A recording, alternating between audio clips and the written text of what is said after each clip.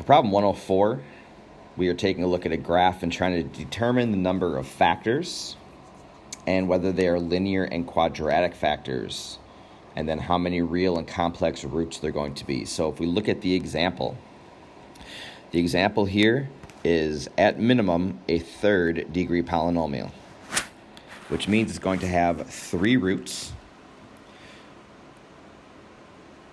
And those 3 roots are going to be their x-intercepts. So it doesn't ask us to actually give the actual ones, but that one right there looks to be about -6, so the factor would be an x plus 6. That is a linear factor. That one over here looks to be about -2, so it'd be the factor of x plus 2.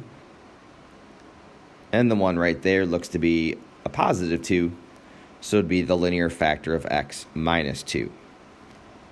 So this third degree polynomial has 1, 2, 3 linear factors. So doing the same thing here with problem A through D,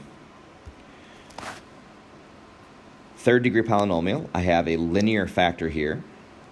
This one right here is a double root. It looks like it's at about +1, so it would be an x minus 1 squared. It would be a double root. However, it still is a linear factor. So problem A is going to have 3 linear factors. It's going to have all 3 of them are real roots. That one's probably around -7. And then it has a double root there. So 3 real roots and 3 linear factors. Problem B, we have a third degree polynomial again. Right there is going to be our real root. Then we're not going to have real roots over here.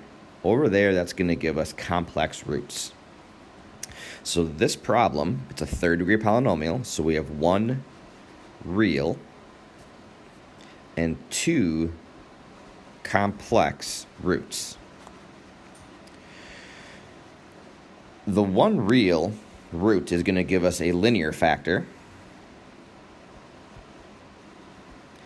but the 2 complex roots is going to give us 1 quadratic factor. So it's going to be something x squared plus or minus some b value of x plus a c value. That's what's going to give us the other complex roots there. At this point, we don't need to worry about how to find those. So 3 roots, 1 real, 2 complex, and then our factors are 1 linear and 1 quadratic. So looking at problem C. This one is a 4th degree polynomial. So we're going to have 4 roots. 1, 2, 3, and 4. So this says 4 linear factors and 4 real roots.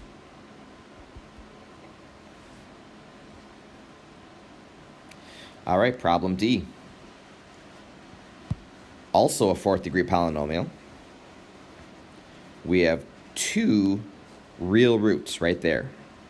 So that's going to be 2 real roots. But this curve over here is going to give us 2 complex roots. That means we're going to have 2 linear factors. That's what gave us the 2 real roots. And we're going to have 1 quadratic factor. And that's what's going to give us our 2 complex roots. Hope that helps.